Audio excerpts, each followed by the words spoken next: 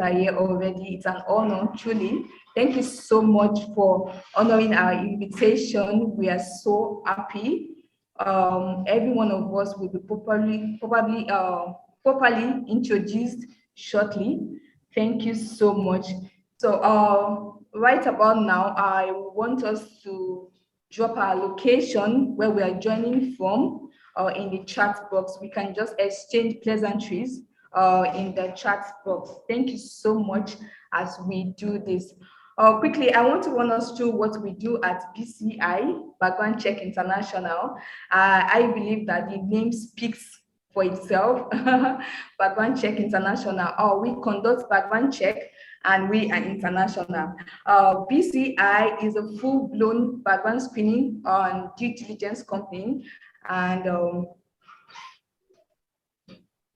yeah, sorry for the distraction. BCI is a full-blown background screening and due diligence company. BCI emerged from a sincere desire to checkmate fraud and enhance competence in organization by promoting safety and security.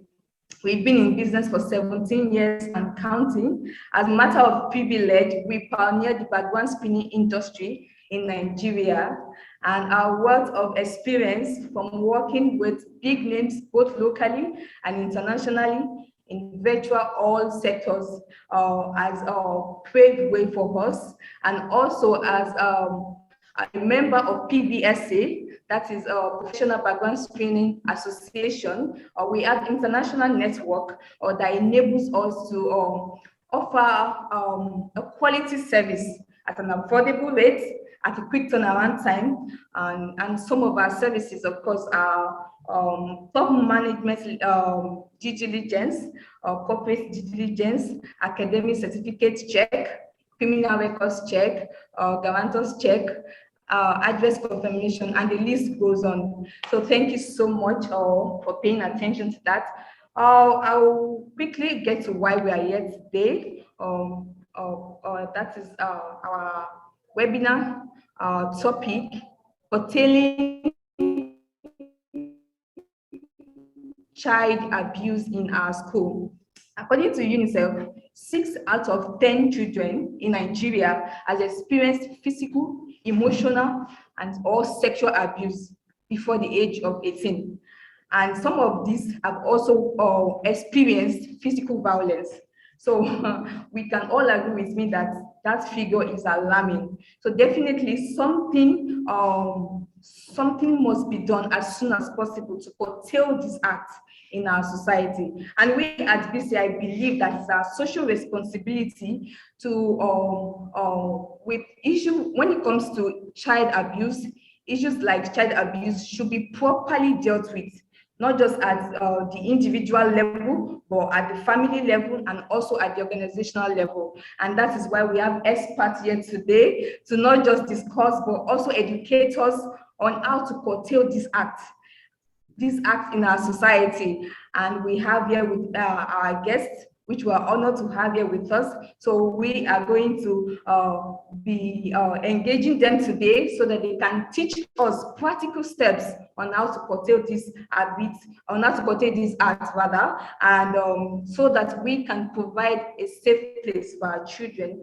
and also for their future. Thank you so much. So right now I'll be handing over to our moderator for today, Grace Amoka. I hope I got that right. She's a passionate educator, a professional trainer. She has an academic background in educational technology. She designs, develops, and deploys educational training programs for schools and non-profit organizations. It's an honor truly to have you with us today, Miss. Thank you so much. I'll step aside now so that you can have the stage. Thank you so much. Thank you very much, Blessing, and welcome to everyone. I see different locations from all across the country. Hi, everyone from Kaduna, Ogun State, Lagos, everywhere. Welcome, and it's a pleasure to have you with us. As Blessing said, this is a very important topic that we need to have more conversations about. And just a big shout out to Background Check International for organizing this webinar for everyone in the society. I was talking with a few friends and I said, I think it's a Yoruba adage that says, if your neighbor's farm is on fire, you can't just turn your eyes away, because guess whose farm is going to be next? Your farm. So this is something that affects all of us. It's not enough for you to play your own parts in your own small home, because your child is going to go outside and interact with other children in schools and all of that. We have a fantastic panel that is equipped to have this conversation, and I'd like us to briefly read their profiles. So their profiles are going to play right now as we welcome them. Please, in the chat section, welcome these participants. If you know where we brought them from, all the way. So please, as they're being introduced, put in emojis, shout out to your favorite panelists, and let's have a very fantastic time this morning.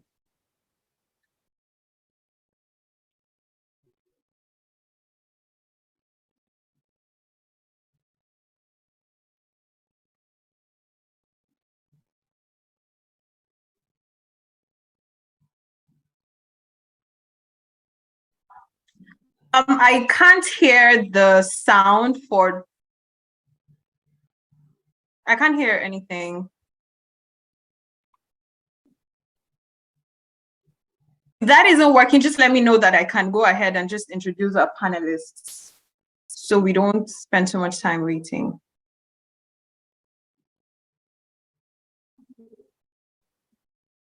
Okay.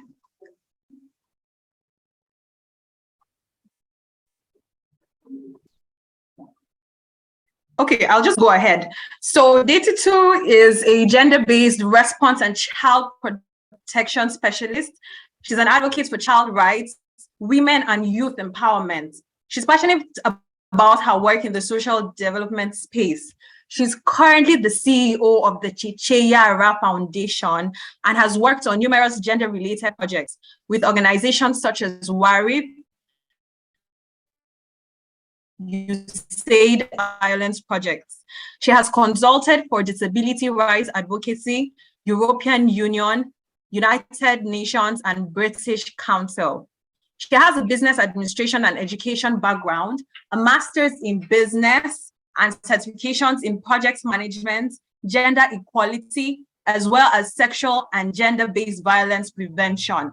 She is a certified nonprofit management senior executive and alumnus of the Pan-Atlantic University Lagos Business School. Please, let's put our hands together for our first panelist, Detutu Ajibodu. Welcome. Our next panelist, you're welcome, Madam Detutu. Our next panelist. Yes, you're welcome. Our next panelist is Duncan Gowen. He has taught both in the UK and internationally for a total of 33 years. He's a graduate of Manchester University, where he studied history and politics. He completed his PGCE at Liverpool University. He taught for 29 years in the United Kingdom at a number of schools, including Stowe School and Wells Cathedral School. He held various positions of responsibility, including being an academic head of department and a house parent. He moved to Kenya to become the academic deputy head of Hillcrest International Secondary School. He then became head of the secondary school at the British International School before being appointed to the position of head of secondary and acting principal of the British International School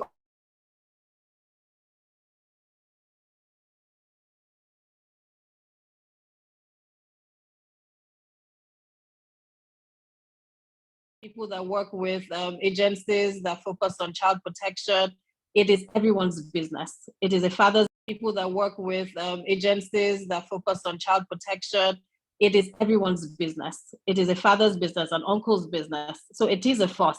And we live in a community where children are constantly being abused every single day. I work in an organization. I work in a space where every day I hear about a child that has been abused. constantly heartbroken on the different stories that we hear. We hear stories of fathers molesting their children, uncles, neighbors. I mean, the closest people to these children are most likely the perpetrators. So it is everybody's business. Everyone should be talking about it. It should be louder than this. So it should be amplified. So to that teacher, as I was asking what the force is about, there should be a force. There should be a force that should be made. It is a joint conversation to be had. It is not only to a group of people. So yeah, that's my take on that. Thank you, Detutu. Mr. Duncan, as a school principal, why do you think this is a much needed conversation? Oh, it's absolutely vital. Children who suffer abuse in whatever form are going to be struggling because their confidence is going to be undermined, their achievement levels will be undermined, their well-being will be compromised. So it's absolutely crucial to a strong education background that a culture is developed that seeks to protect and to safeguard young people from the challenges that they may face. And so any school should have a policy.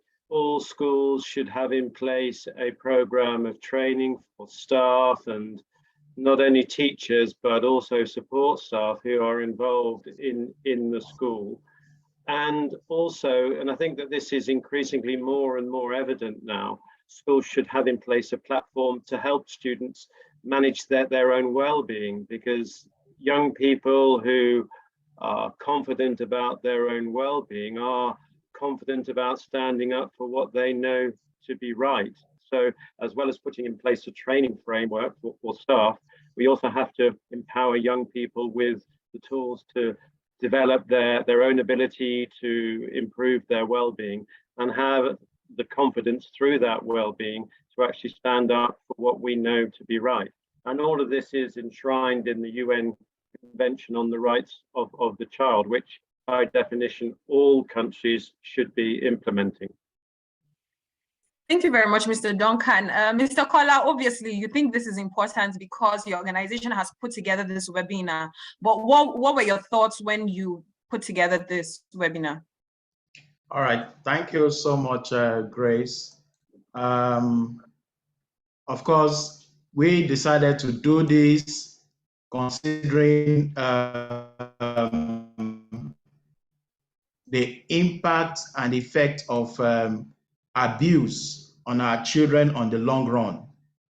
It's going to affect, a young lady just when she saw this flyer, she sent me a message on Instagram and she said, thank you so much for doing this. Thank you so much. She said, I've been so much abused. I've been abused for 7 years of my life. My life has been traumatized. And she said, now I'm not just someone abused, I've become a survivor, And to me, if we're talking about survival from accidents or from some health issues, then we can say, yes, you're a survivor. But if it's someone that has been so much abused in school, abused at home, for us, this is affecting the psyche of our children. Some children are traumatized, and traumatized children will grow into traumatized adults. They will just discover that their lives are not the way it should be. So for us, it's a big concern because if UNICEF is telling us 85% of children in schools are being abused in one way or the other, whether through harassment or even sexual abuse or punishment or any type of abuse, I think if 85% of our children are being abused in one way or the other, then we need to talk about it. That statistics is too out of the way for us to be silent about it. So that's why BCI is talking about it this time. Thank you very much, Mr. Kola. We have over 80 participants and counting. And just by a show of, just put in the chat if you know someone that has been abused before? So let's just take our own statistics and see how this goes. And just to avoid any assumptions, I'd like Detutu to just tell us what is abuse. So let's not even assume that we know what it is. What is abuse, and does it exist in more than one form? If it does, what are the different forms that abuse exists in? So abuse is any form of ill treatment enacted on a child or a person.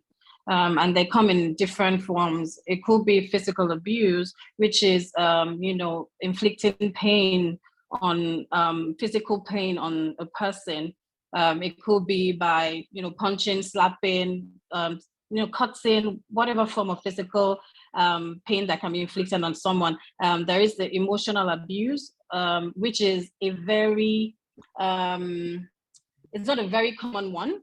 It's not one that a lot of people really tend to speak much about, because physical abuse, you see the evidence of it, but emotional abuse, there's nothing to show that you're emotionally being abused, which is one of the most dangerous type of abuse, which can lead to depression. It can lead to the survivor being suicidal.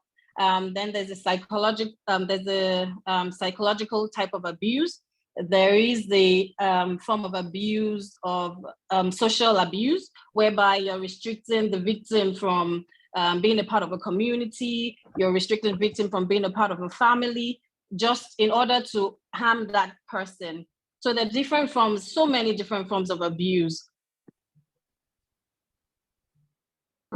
Based on what you've said, I feel like everybody here has suffered one form of abuse or another, just thinking Absolutely. about it, especially the emotional part.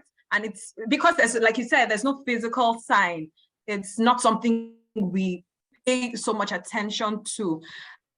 Mr. Duncan, in your experience as a principal and just working in schools generally, what forms of abuse have you encountered more?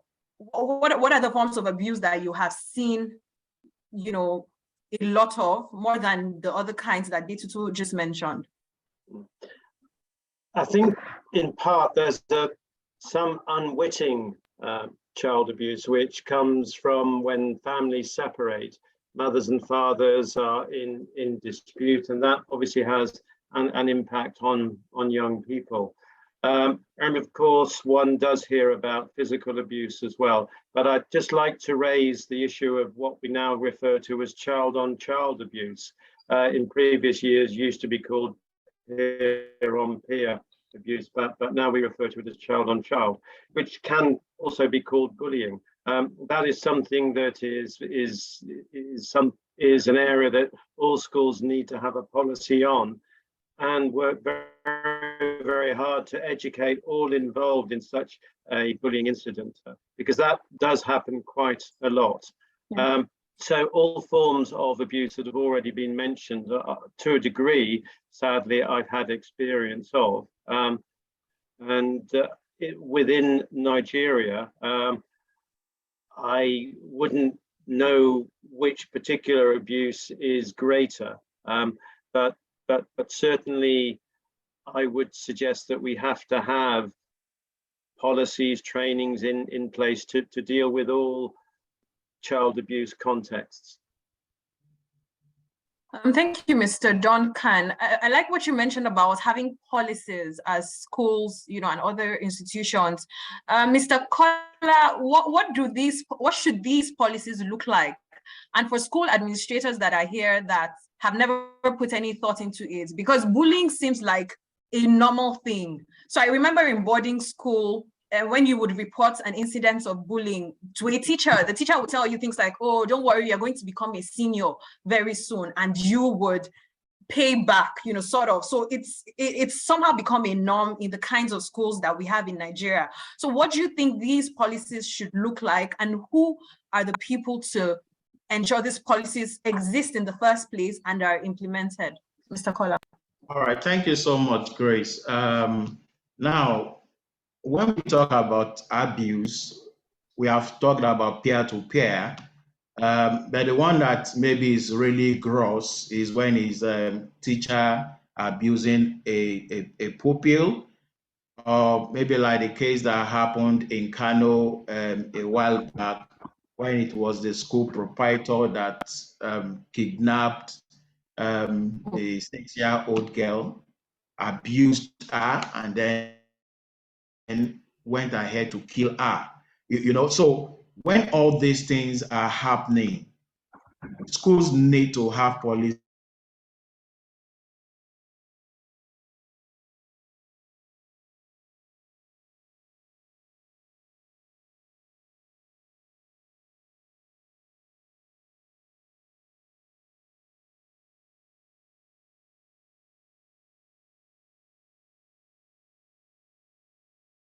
a teacher, more especially a teacher. It's always very difficult for a pupil to report a teacher. If it's a peer to a peer, it's easy and say, oh, Kola is disturbing me. But when it's the teacher, the maths teacher or the English teacher or chemistry teacher, it's always difficult for these children. So schools must put it in place and educate your children, educate the student to know how to cry out when anyone is dealing with them in something that is not proper. So these two policies are very, very vital. And for me, I think it should go beyond the schools. Parents also should pay very, very, very serious attention to their children. Your children, that child that was always vibrant, jumping around, suddenly she comes home and you discover that she's getting so distracted, disturbed, and she no more plays the way she normally does. And you are only concerned about, you're not doing your own work. Parents should be observant. When your child that loves school suddenly starts saying, I don't want to go to school today, or a child start telling the parent, I want to change my school. Don't just shut them down. Don't just say, no, you are going to finish from that school. She's trying to tell you something. Something may be happening that she doesn't know how she's going to put in the proper context. So she's trying to tell you something. Go beyond the fact that she's saying, I no more like my school. I want to change my school. So these are some of the things. For me, it's going to be a two-pronged thing. From the school end, having security and safety policies in place that concerns your pupils. And then at home, parents, be observant, be your children's friends. And when things are changing, you should know. Give them the opportunity to tell you anything and everything. So those are some of the things I think we need to start putting in place going forward. Thank you. Thank you, Mr. Kola. I'm sure your parents listening now is saying, you don't understand my life. You don't understand my job. I saw a lot of Lagos, Ogun states. There's traffic. I'm dealing with traffic. Mother is out. Father is out.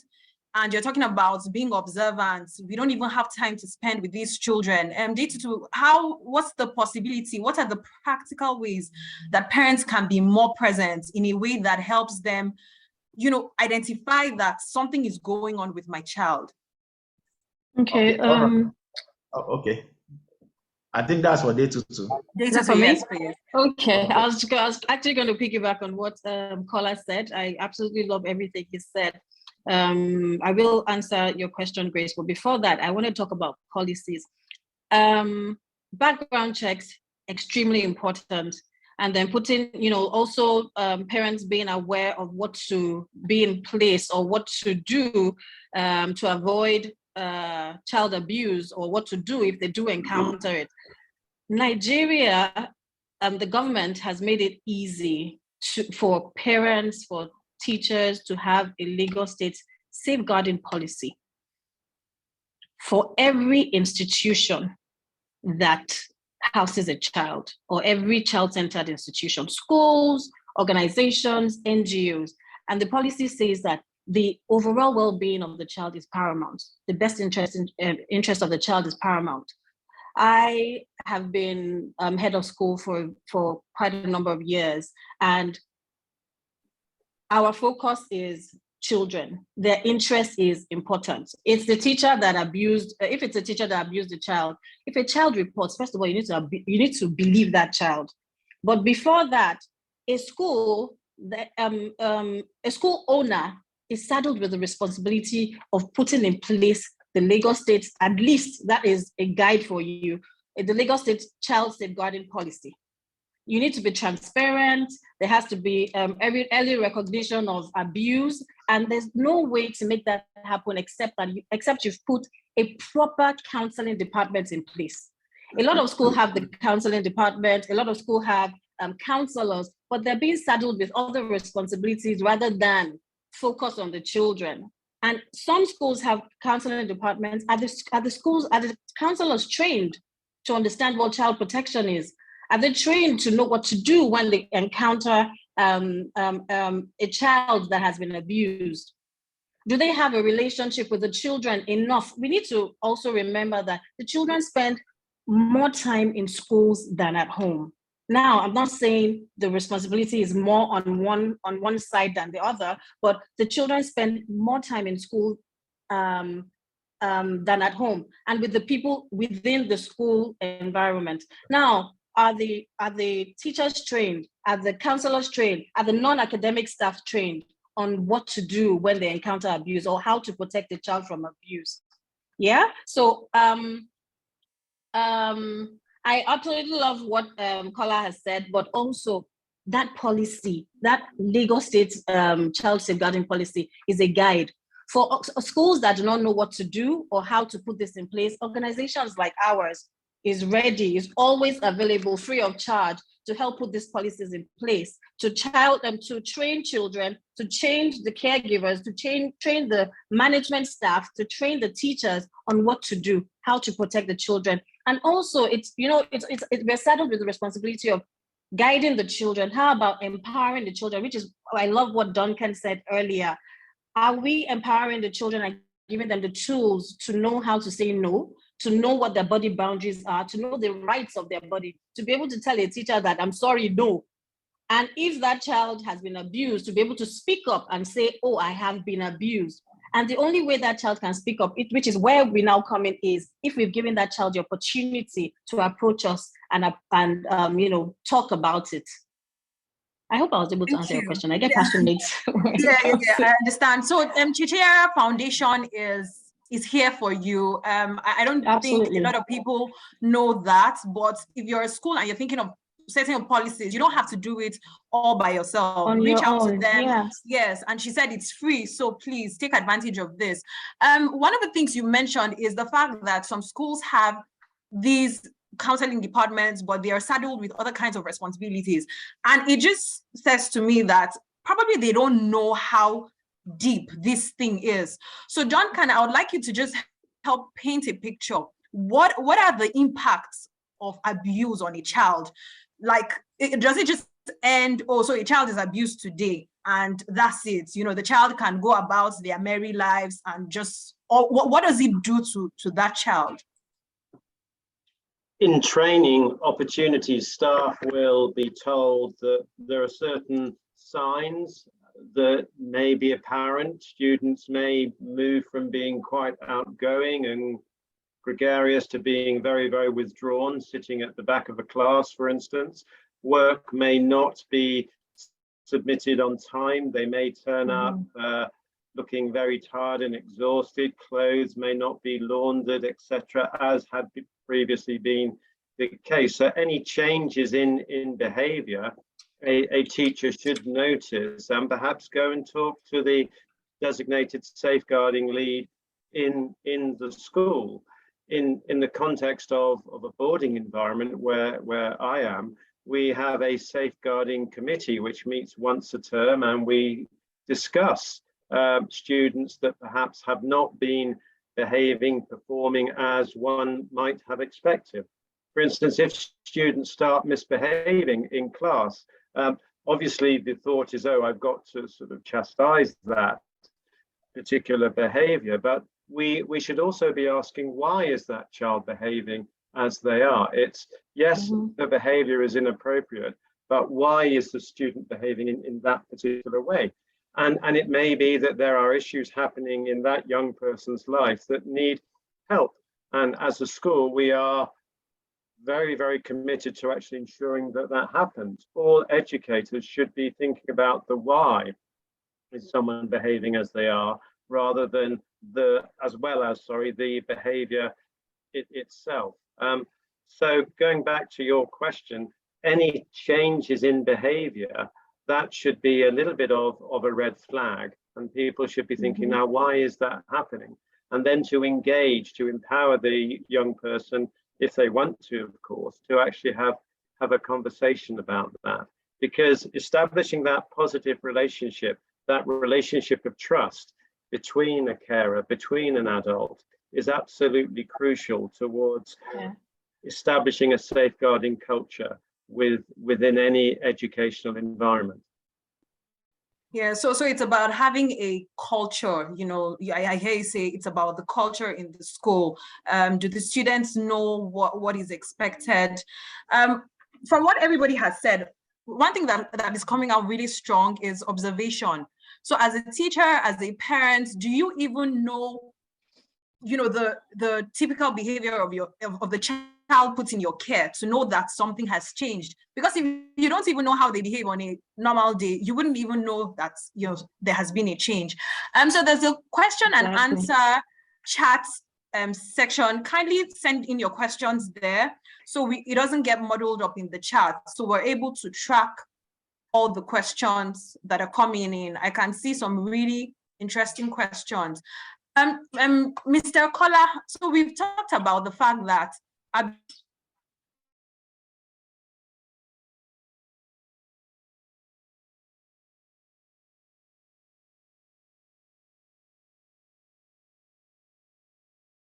results life. So if you've gone to a typical Nigerian school, from self-esteem issues for the longest time, because my math teacher thought my forehead was too big. And as ridiculous as it sounds, it plagued me for a very long time. I had to literally go through affirmations on I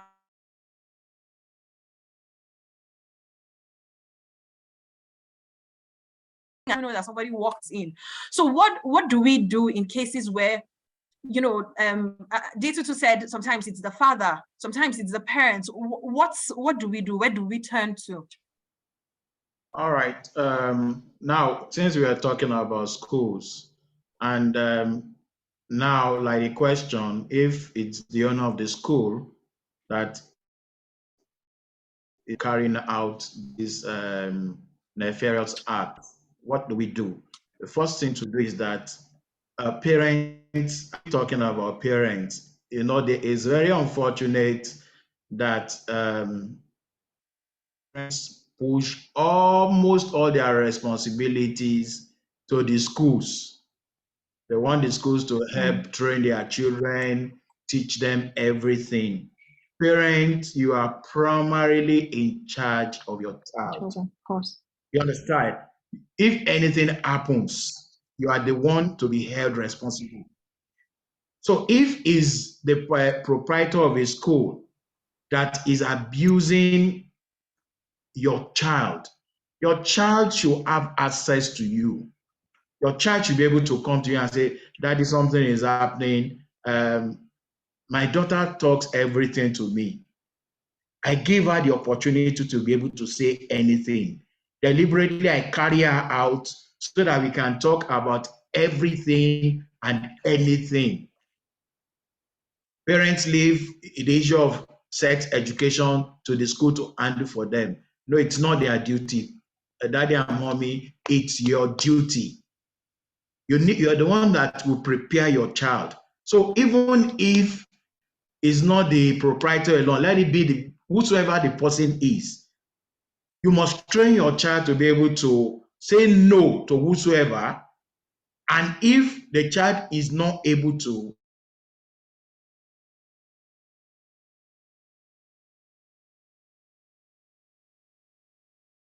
walk up to the proprietor, and if it's somebody that is whatever, report him.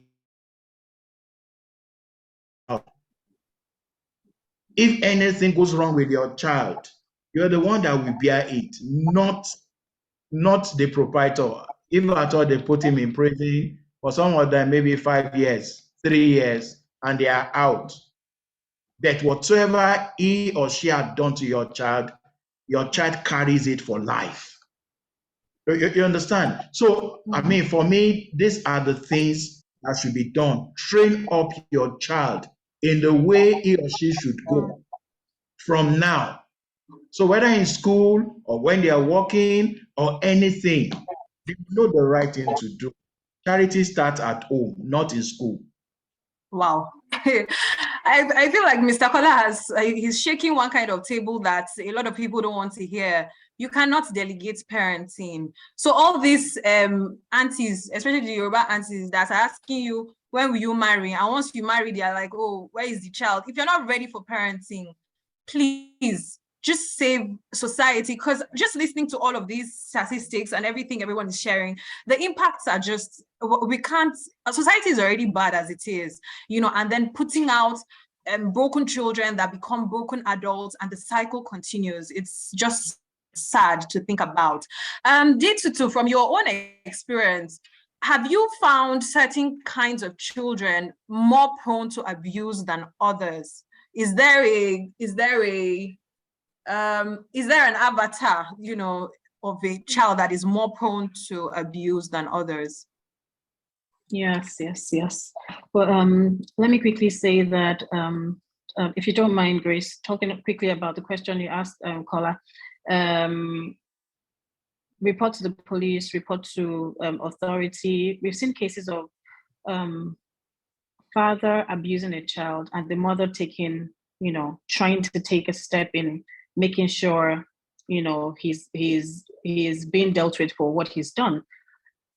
And she's being cheated somehow because he's got more connection in the government, he's got more connection with, the people involved, etc. I would like to say for the, people listening that what you can do is report to Cece Yara Foundation, which is a foundation I work with. It is a child protection NGO. We're very, very particular about saving children that have been abused. We render all services required for the child to go through their healing process and get justice. We provide services for healing, which is medical services. We provide psychosocial services. We have a shelter that we can put the child when we, take the child away from that offending environment. One key thing to be done quickly if a child is being abused at home is take that child away from that offending environment. So we have a shelter where we can keep the children. We have a legal department that can get justice for that child, because helping that child heal is also getting justice for that child. Leaving the perpetrator loose you're not helping that child. So we're a one-stop shop for any child that has been abused. If you do not know what to do, I still spoke with a woman who's in a position where she's struggling to, get justice for her child because her husband has all the connections in the world. Report that case to Cece Yara Foundation. Just report the case and we'll take it up from there. I just wanted to throw that in. To your question, children that are prone or more vulnerable to abuse are children that have been neglected by their parents. Like Kola said, a broken home would open the door for abuse. Children living with disability, many children, and it breaks my heart that the society doesn't say much about people living with disabilities. They go through more abuse than children or people without disabilities. They're more prone to abuse because, first of all, they have disabilities they don't want to speak about. They have disabilities that they're ashamed of. Grace, you spoke earlier, you talked about your forehead being big, and that affected you for the longest of time. Imagine a child that is with disability who is already embarrassed of her situation and then is being abused on top of it. It makes her life even more difficult. I've encountered a child with a special need child who was raped by her neighbor, and she couldn't talk about it. she couldn't talk about it because she didn't know how to communicate it. Even if she knew how to communicate, even if she wanted to talk about it, she didn't know how to speak about it. This child's motor skill, just looking at her, you could tell that this child is a special need child. And a perpetrator sought to I don't know, but I don't want to call the person evil, because people that perpetrate such act are evil as far as I'm concerned, decided to rape that child, and the child couldn't speak up until the child was about 7 months pregnant. So people with disabilities, special needs, children with special need, many of them are open to abuse, and that is where parents should pay more attention on looking for how to get help for them. Many people don't know about NGOs doing fantastic work in this space. You just need to find it, research. Programs like this help, collaborations like this help to put the word out there that you can get help in a certain place. So if you have ever, or you know a child who is going through abuse, feel free to call the Cece Yara Foundation to report the case, and we're happy to help. We do rescues as well. People, I mean, there are more and more people that are not bystanders anymore. People speak up now, and I'm happy about it, because we've come a long way from where we're coming, you know, from not so much people talked about abuse in Nigeria, but now people are calling to say, oh, my neighbor, they're abusing one child there, and we're able to get in our bus to go and rescue that child. So please feel free, call our child helpline to report the cases. All our services are free of charge.